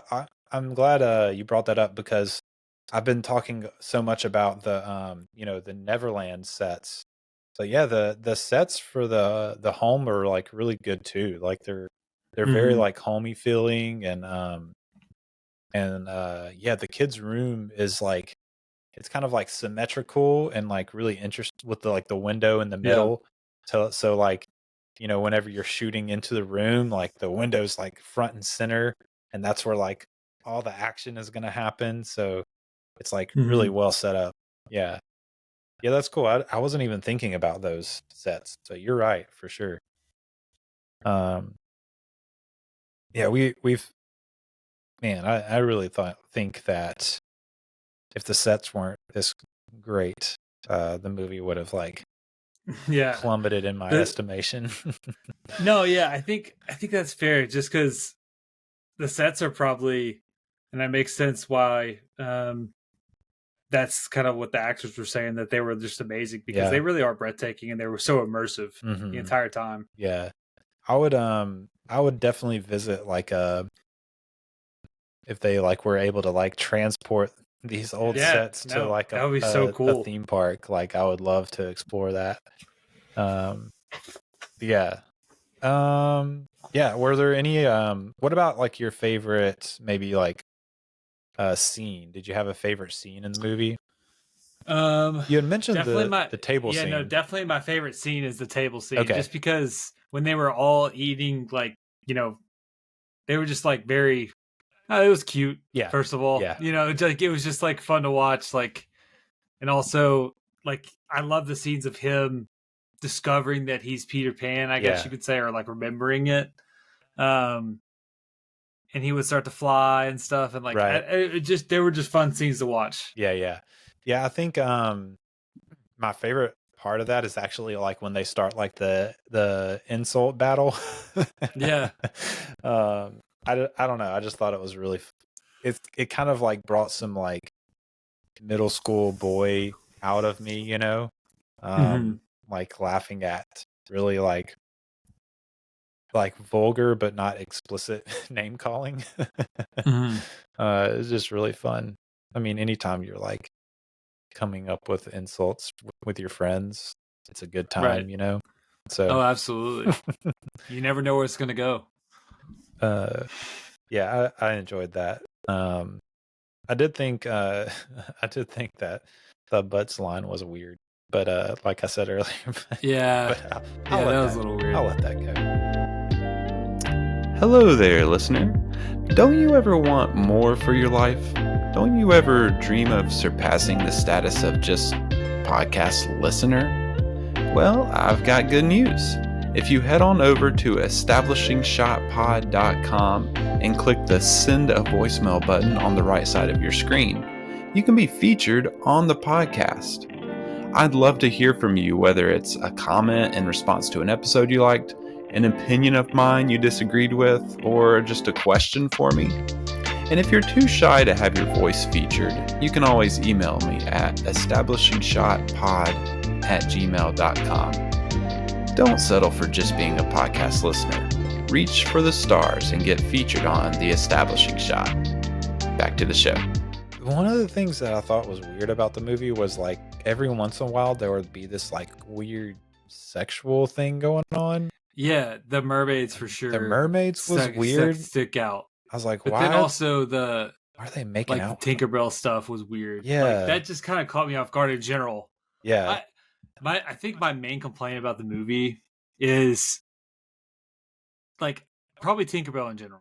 I don't know. Yeah. I was not a big fan. Of Tinkerbell in general. Well, like they try to they basically. I think I wrote further down in here. So they really like try to force adult feelings for Tinkerbell, like into Tinkerbell for Peter, and like he can't like. I think the character is maybe incapable of reciprocating that just in and of himself. But even like in the plot, like the way the plot is like, and the way like just the world of Peter Pan works, like. Peter Pan can't like reciprocate those feelings, so why are you like trying to make Tinkerbell like express these like very adult feelings, and like I don't know, it's just weird. Very weird. I even wrote down in my when I was like taking notes watching the movie, there's a part where he's first arriving in Neverland, and there's like flowers that are like coming at him, and one of the flowers like sniffs his crotch. It almost looks like, and I'm like, I wrote in my notes, "Flower sniffs crotch?" question mark, because I was like, what's going on? Why are the flowers like? What is this?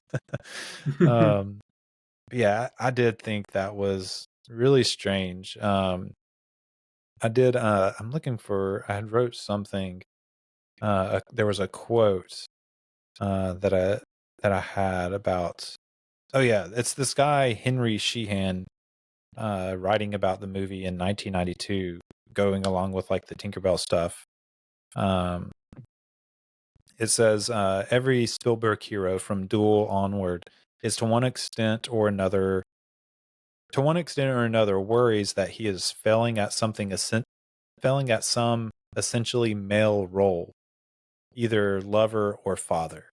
In Hook, these twin fears are merged in Peter, who is plainly a poor father and who less conspicuously wants to retreat from the issue of sex in general.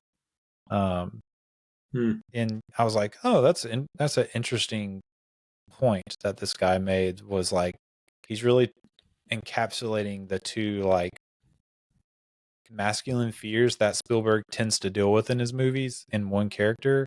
And the problem I think is that it kind of like takes Peter Pan out of its context to be able to do that. Because like the whole premise of the movie kind of takes away the whole point of Peter Pan as like a story.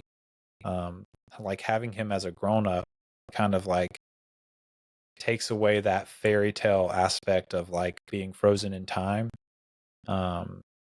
That like really kind of all fairy tales have, Peter Pan being one of them, where it's kind of frozen in time. It kind of like it works.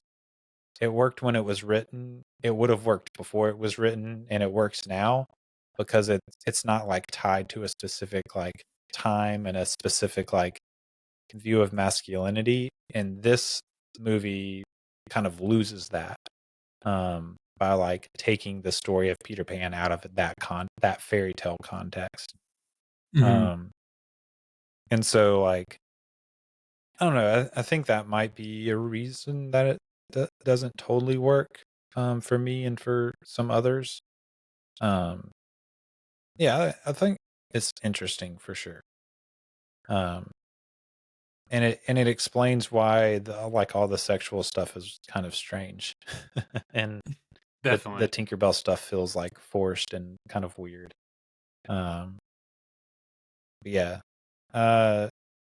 Yeah, as far as like the characters goes, I wrote down this quote. It seems like sometimes I forget to put where I got the quote from. This was either from that Molly Haskell book that I said earlier, or there's another book called A Companion to Steven Spielberg that's like a collection of essays that I've listened to some of those on audiobook, and so it might be from that. But those sources are in the episode description if you want to like look those up. But I really like this quote. It says, Spielberg's skill at humanizing his characters just enough to draw one in, primarily through the universal nexus of family and childhood, creates a felt reality in which the two-dimensional characters seem out of place. Spielberg's recognition of himself and his workaholic father represented a major shift in sympathy, and it was a theme that would play out in Hook. And so, yeah, just kind of talking about Spielberg having like a skill of like really humanizing his characters. And I think, I don't know, maybe it's just a mixture of like all the stuff we've talked about, but like, I think the script works a little bit against that because instead of like you being able to like really empathize with the Peter character, he feels more of like a caricature of like the bad dad and like the bad dad trying to become a good dad. And like there, I mean, think he yells super loud Yeah. at them at one point. It's like you immediately just like hate this guy at first. I'm like, bro, what the heck? I know. And it's like immediately it's like, oh, the business dad answering the phone at the daughter's play. Oh, Right.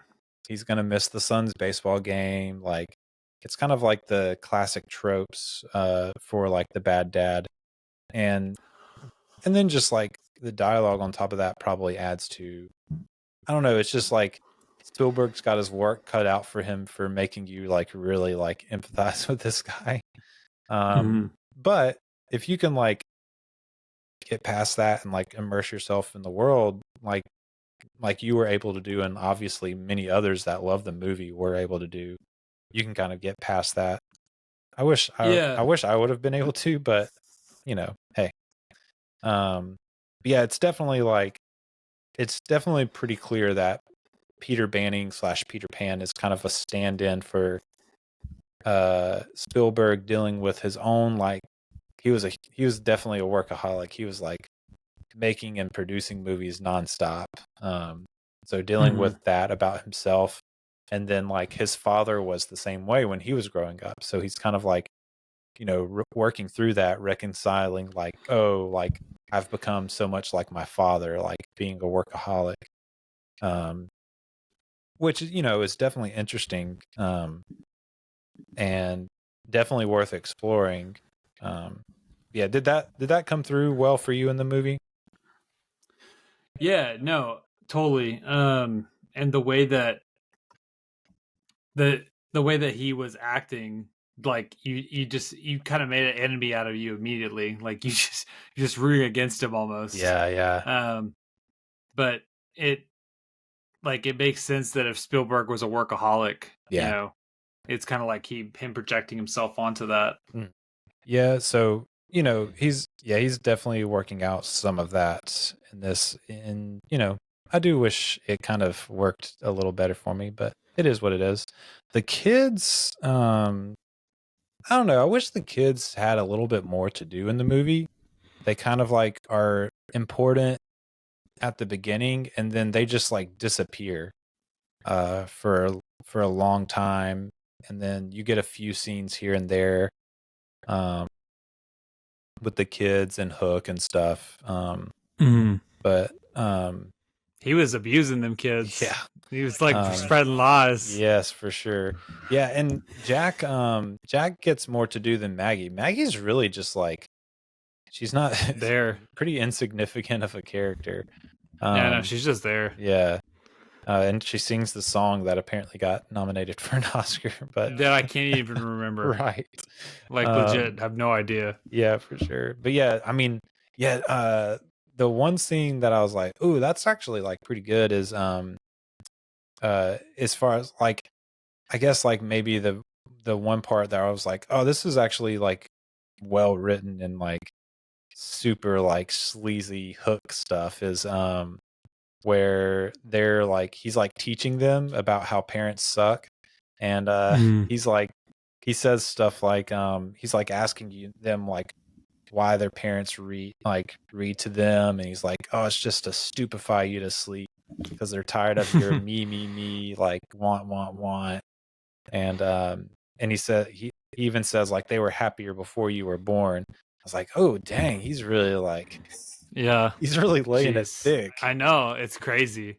That's what I'm saying, like the abuse, bro. Yeah, like dude. They were definitely pouring it on.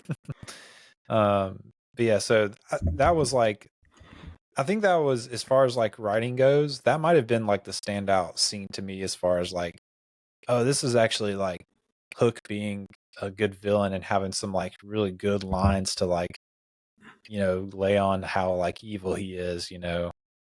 I thought that was good. But yeah, one thing I really liked about Hook's character is, I think, and this is really more towards Spielberg, but there was such a build up in his like reveal. So it it was like a full 40 minutes or 45 minutes until Hook even appears. And so, but like you see his like on the wall at the home, you see his Hook. Yeah, on the window. Later on, yeah, and then later on you see his Hook again before you see him. Yeah, and it's just like there's such a build up to his finally, like you see him. So that's why. So credit to Spielberg there. That was pretty cool. Yeah, it's kind of like an extended version of like that first Raiders of the Lost Ark. You see so much before you finally like see Indiana Jones for the first time. You even like see his like hat before you see him. Right. Kind of that sort of thing. But yeah, you don't even see him, like the kids just are gone. Like you don't see him actually take the kids, which I think was a smart move too, probably. Yeah, it's just too scary. Yeah. To see all that. Yeah, Hook too. The other thing I thought was interesting was like, you know, there's when Peter first shows up, Hook like doesn't want to, like at first he's like excited to like finally get to kill Peter Pan. But then he realizes that he's like not the same. And it was interesting who it seems like Spielberg was talking about it, and he said that Hook was wounded by the fact that there wasn't much difference anymore between him and Peter. Peter had become like very much like him, and so like there wasn't that rivalry anymore. There wasn't that excitement, and he was kind of like wounded by that Peter Pan had grown up and become like him. Which is, I think, out of all of the interesting things in the movie, behind like that gimmick, that idea of the movie, I wish they would have like really pressed into that idea more, because to me that is a much more like subversive way to explore like losing your like inner child and like trying to like not lose that when you're grown up, because it would have had to center more around the Hook character than the Peter character to do that, I think. The movie, because you know, Hook being wounded by the fact that Peter is like him, it's like, okay, you explore that deeper. It's like, what's going on there? It's kind of like, well, Peter was his rival and he wanted to kill him, but it also was like this, you can tell in the Peter Pan story, like, oh, this rivalry's been going on for forever, you know. They've been at each other for forever, and it's almost like Peter is Hook trying to hold on to that inner child part of himself. And so like Hook talks about wanting to kill Peter, but I don't really know if it's true. I don't know. It's kind of almost like the Joker and Batman. It's like Joker doesn't actually want to kill Batman. He just wants to like do the dance forever, you know. Right. And I think it's Wants like to make his life miserable. Yeah, I think it's like a similar thing with Hook. Like Hook is old now. He doesn't have that childlike wonder like Peter, and he so desperately wants it but can't get it back. And so like if he were to actually kill Peter, he would like lose any like attachment to that who he used to be. And so Peter Banning shows up, and he's supposed to be Peter Pan, but now he's more like Hook than he is Peter Pan. And that was really wounding to Hook, but they didn't like lean into that idea. And I think that would have been really interesting to kind of explore that a little more, but it was there, just like they didn't like push it any further than that. But yeah, that's my unskilled rewrite of the movie, is to center it more on the Hook character. It's maybe a different movie. Maybe if anyone's out there listening and wants to run with that idea, you know, you heard it here first. I'll take my like commission check or whatever. There you go. Royalties. Man. But yeah, we've touched on a lot of stuff. Was there anything else that like you really wanted to talk about this movie? Not necessarily. I mean, I really enjoyed the movie. I have not rated it on Letterboxd yet. but I'm probably gonna give it. I'm in between 3.5 stars and 4 stars. Cool. Yeah. So I like the movie. Yeah. But to give it 4 stars, I don't know if I can do that. I think I'm gonna go 3.5. There's nothing wrong with a solid 3.5 stars. Yeah. But like, if I give it, so my rating system, if I give it a 3.5, that means I liked it pretty much. Yeah. Like, I'm the pretty same. well. I'm actually the same way. Usually it gets the little heart if I give it 3.5 stars on Letterboxd. Right. Yeah. I did also, before we wrap up, want to talk about the weird ending. I thought this movie like wrapped up really strangely. Like, so you end with Peter like waking up in the real world. He's like lying there, the kids have flown back with Tinkerbell, and he wakes up. He's back in London, and at first you have Bob Hoskins shows up as a street sweeper, the guy that plays Smee, and so like you're like, okay, is this supposed to be like, oh, it was just a dream, and he was using people that he's seen in real life, like in his dream, to be these pirates or whatever. And then that would have been weird if that would have been the case. So I was confused as to why Smee was there as a street sweeper. It doesn't make any sense, but I think they just wanted to use Hoskins again. Maybe so, because then like Tinkerbell shows up, and you have like a weird final interaction with Tinkerbell. Yeah. I just wasn't a fan of Tinkerbell in general. Yeah. I don't know. Yeah. So, and then like after that, he like pops up in the window and he's like, never close the window. And I was like, well, that was kind of a really kind of cheesy line. Like, it was a callback to earlier, but also like, okay, like, then he like he kisses his wife and throws his phone, and I kind of like, I don't know, I kind of like rolled my eyes at that. Like, okay, like, right, yeah, it's of course. And then my favorite part, this is the part of the ending that I like, just because it made me like, I don't know if I was laughing with the movie or more at it. It doesn't really matter, because it made me laugh. Was like Toodles gets his marbles back, his literal marbles, and like gets some Tinkerbell dust and like flies off. He's just like, and as the credits start to roll, he's just like, it's just Toodles like floating off into the sky, which I don't know why that was so funny to me, but I was just like, what's going on? Why? Where's Toodles going? Right. Yeah. And then I don't know, I thought it was, the last line was, Peter saying, to live would be an awfully big adventure, which is like a reversal of like, to die would be an awfully big adventure, which is in the original book, that line. And I think Hook says it earlier in the movie, or maybe Peter does, I'm not sure.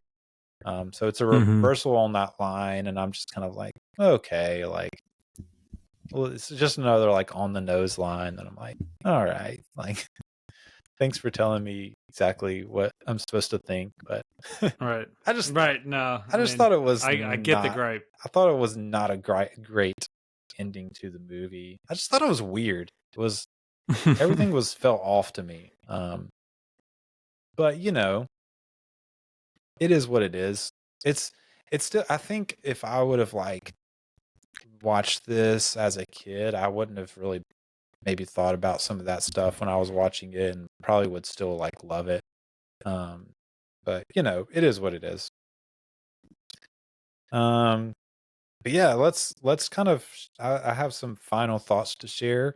I thought it was interesting, I thought it'd be interesting to finish out our talk on Hook with kind of like Spielberg's transition in life around this movie. So we've touched around like Spielberg kind of being at a transition point in his career. He's kind of coming into like a dead end per se, or like a kind of like, okay, what am I going to do now? Because, I've kind of had a bunch of movies that didn't do as well as I was hoping they were going to do. Where do I go from here? And so he's at this transition point in his career, but he's also like in a actual like real life transition between Amy Irving, who he's still like finalizing his divorce with, and Kate Capshaw, who he's, she's living with him now. She comes to the premiere of Hook with him. And like, it's it's the woman that he wants to marry next and it really loves. So it's just interesting. I think it's an interesting parallel, like his career transition matching up with this like real life transition, his relational transition. And Kate Capshaw, who if you remember on Temple of Doom, she's like the main female actress. That's where they met. Oh, really? Mm-hmm. Oh, okay, cool. So they met on when she worked on Temple of Doom with them, and so they started a relationship. They had this Theo, who was a foster baby from somewhere in Africa, who they eventually adopted together. They had their first baby, Sasha, together, born in 1990. That was Spielberg's first daughter. And then around that time too, Kate Capshaw converted to Judaism. And it like all the biography stuff you read is like, oh, it was like a real genuine conversion. She like knew that, she was in a relationship with Spielberg. She knew that he was Jewish, and she just like was looking into like the faith and was really drawn to like the emphasis on family and all that. And so she had a genuine like conversion to Judaism, and really starts to push Spielberg to embrace his Judaism and to be more like philanthropic with all of the money he's making. So they finally got married in 1992, so the year after this movie came out. And I really think, just like kind of wrapping up this transition point in his career and his relationship, I think I don't know, this is just me speculating that like Kate Capshaw was just a huge stable force in Spielberg's life, that even though he was like experiencing maybe like some disappointments in his career, she like really pushed him in his personal life to like press forward and mature even, and like become a better father and a better husband. And I think she like really like pushed him into the next phase of his career, because in 93 he has like the biggest year of his career. Jurassic Park and Schindler's List come out. Those are the next two movies we have coming up, and they're two of his biggest movies and most successful movies. And I don't know, I was just kind of thinking about, sometimes I like to pull out a little like life lesson, and I don't know, I just, it just had me thinking about how like, man, I wonder like if he would have like made it through that transition and moved into like a new like super successful phase of his career, if he didn't have that stability of like someone who just like loved him and wanted to see him succeed, like really pushing him behind the scenes. And I don't know, it just made me think about like, made me grateful for my wife and my family and friends that like love me and want to see me succeed. And absolutely, so if you're out there, like surround yourself with people that like love you and want to see you like grow as a person and succeed. Because I really think like just following Spielberg's career and his life through this series, I really think like Kate Capshaw was a huge, they're still married and have a bunch of kids, and I think she was just a huge like boost for him just personally, and then because of that his career like followed suit. So yeah, that's kind of my final thought takeaway from coming out of this movie. And yeah, that's it. Colby already shared his rating. He's throwing a solid 3.5 on it. I feel good about it. I am still like, I'm teetering between like a 2.5 and 3 star for this one. Okay, I respect it though. The 3 stars, like if I eventually throw this 3 star on there, it's just because like it's still pretty fun and there's like some good performances. The production and like the sets are like incredible. So like all that stuff like makes up a lot of ground. I'm still not a huge fan. Like it didn't hit me emotionally, unfortunately, and that's usually that plays heavier into my ratings than like the like cinematography or like how good the acting was. Usually like the emotional impact and how it all comes across to me and makes me feel. I usually weigh that a little bit more. So I don't know. It might end up a 2.5. It might end up a 3. We'll have to see. But definitely not one of my favorite Spielbergs. Definitely further down the list. So yeah. I think we're done with Hook. I think we're. I don't know. I don't have anything left to say about it. Do you? You have any final thoughts? Either. I mean, Colby. Final thoughts. Colby really enjoyed it. Yeah. Yeah, I did. I enjoyed it. I thought it was a lot of fun. I loved Robin Williams. Robin Williams is great. Yeah, it does make me sad that he ended up, doing what he did because it's just so unthinkable. It's so sad. Yeah. But, it's unfortunate. And now every time I watch a movie like with him in it, I'm like, I always kind of think of that, and I'm like, it's just kind of a bummer. Yeah. But I have some movies that I want to see that I haven't seen of his, so I might do that in the near future. Need to. He's great. Yeah. Robin Williams is great. I enjoyed. It seems like I enjoyed Hoffman more than you. I guess that's one thing. Well, I liked Hoffman. I just when you brought up Tim Curry, the other guy, Tim Curry doing it, I kind of got excited. Because I think he would have been really funny. Man, that would have been good. I think he could have. He's pretty. He has the evil vibe in Home Alone 2, so he could have pulled off. I know. I think it'd been perfect. Yeah. So, well, I guess that. I guess we can share. Give a I guess like a pull into our next episode because Colby's going to join me again next week to do a Disney villains draft. Colby is a Disney man. He loves Disney, and so Hook. While this isn't a Disney movie, Hook is a Disney villain because he's in the Disney movie Peter Pan. And so I was like, what's a better thing to do to connect with this movie than do a Disney villains draft? I love it. I think it's perfect. So that's what we're going to do next week. You can look forward to that. And then the week after that, of course, we'll be jumping into Jurassic Park. Really excited about that episode. That's what you have to look forward to the next couple of weeks. Colby, why don't you share where people can follow you? Hit us up with that Instagram, the letterbox, whatever you want to share. Yeah, so my letterbox is, I just think it's Colby Ewert.